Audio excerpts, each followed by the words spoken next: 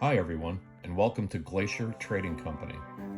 I've been a professional buyer for most of my adult life. I'm Craig. Join me from my remote northern location as I buy and sell antiques, collectibles, and vintage from interesting locations and from interesting people, and resell those items online. I buy from auctions, estate liquidations, stores, and from folks that just look me up and simply ask if I want to buy their items. Hang out with me for a bit and see what I got this week, and meet some of the local wildlife that live in my backyard. Let's get to it.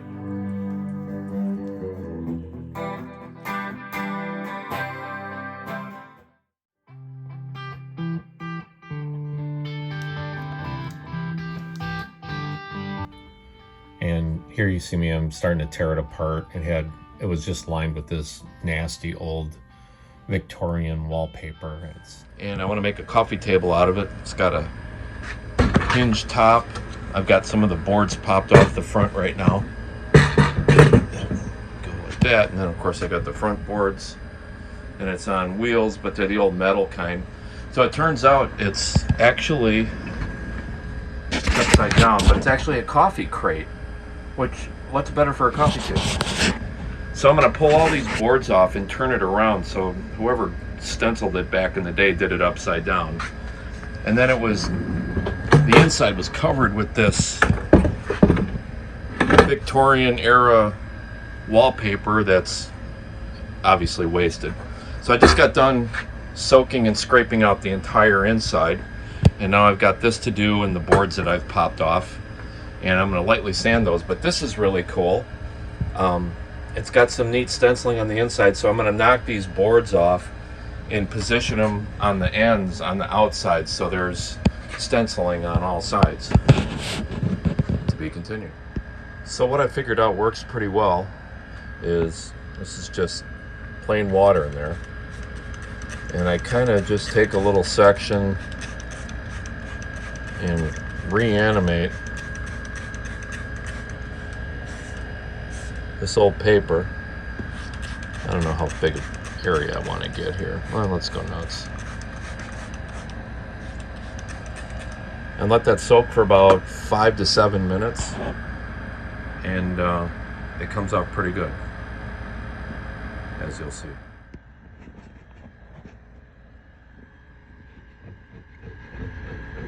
My putty knife is plastic, so I don't want to gouge the wood up. After I get this stuff off, I'm going to let it dry. I'm going to hit the whole thing, probably some 240, real lightly. I don't want to take the character out of it. I just want to open up the pores in the wood, and then I'll finish it with this stuff. And I've used it before, and it seals really good, and gives it just a gorgeous finish. Of course, I'll keep my sandpaper away from the stenciling. I don't want to mess that up. The stenciling is a money shot. All right, I'll turn the camera off and get this knocked out. So after the crate's been all taken apart, this is the inside. I'm just going to lightly sand the bottom just to get the scale off of it, and just on the outside ever so slightly too, in case there's any odors. This thing's really pretty odor free, and the inside's been lightly sanded. The reason this side is still on partially is because I took the boards off of the other side that have the ink on them from the stenciling, and I'm going to flip a couple of them around and put them on the outside on both ends, so we've got stencils on every side of the crate. Kind of cheating a little bit. So the reassembly, the puzzle pieces kind of played out like this. So now we get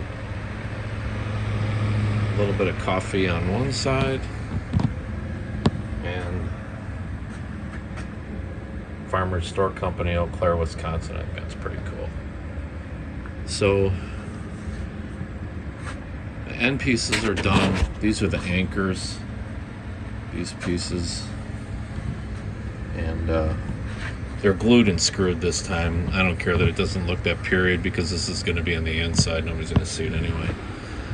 I got a box of really cool vintage looking ring nails I'll use to get the rest of the front and the back and the top on.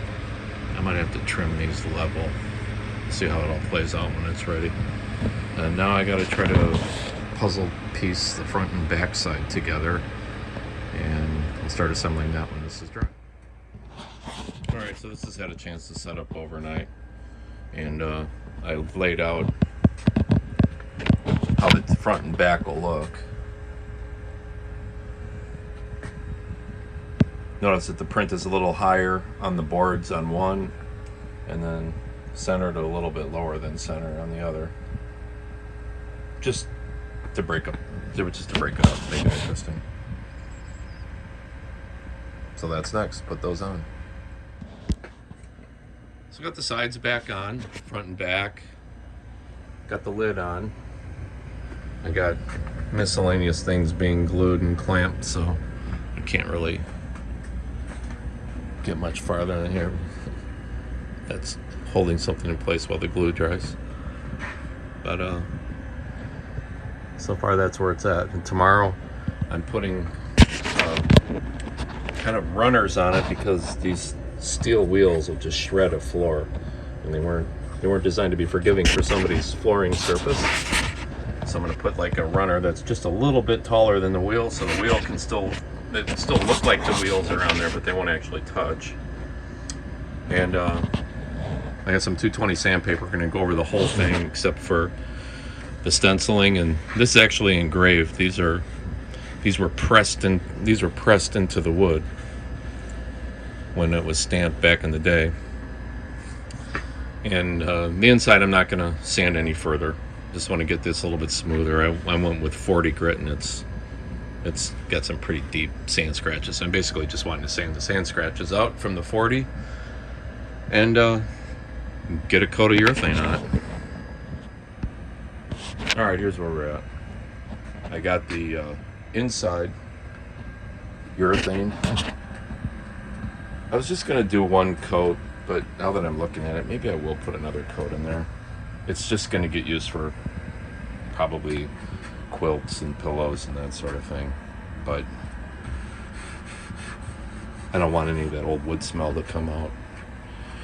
And today I need to get a little bit of a very light stain to put on the runners that are on the bottom. You can see very well. Right here, those are like a new 2x4, and they're quite a bit blonder than the rest of this. Make these go away before I clear the whole outside of it. Should finish it today, aside from letting it dry.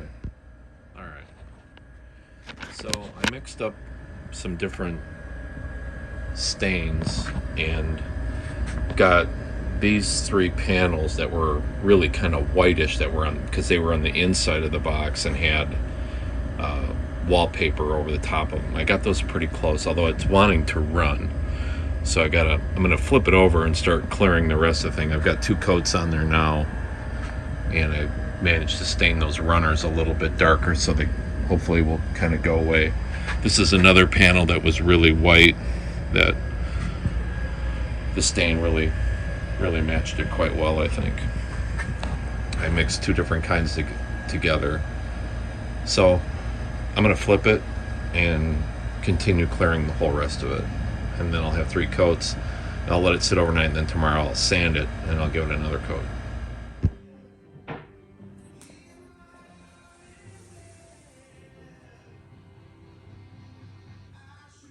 Coffee table should be made out of a coffee crate like this. I don't know what happened to the video I shot of, sanding and putting the clear coats on it. It just was all distorted and crazy. So here it is done.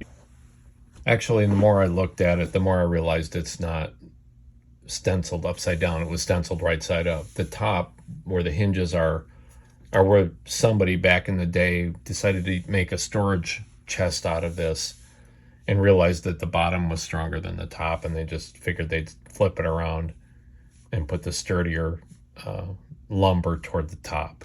So it was never stenciled upside down. The crate's just upside down. That's just how they put the wheels on it and put the hinges on it. I added the hardware on there, so it has a prop rod, if you will, when you open and close it. And that's pretty much it. This company was, according to the internet, 1896 to 1940, and this is a picture of their factory in Duluth. But that was about the time that they closed that particular division of it down. So no way to date this crate, of course, but it could be anywhere from late 1800s to 1940. Thanks a lot for stopping by, you guys, and we'll see you in the next one.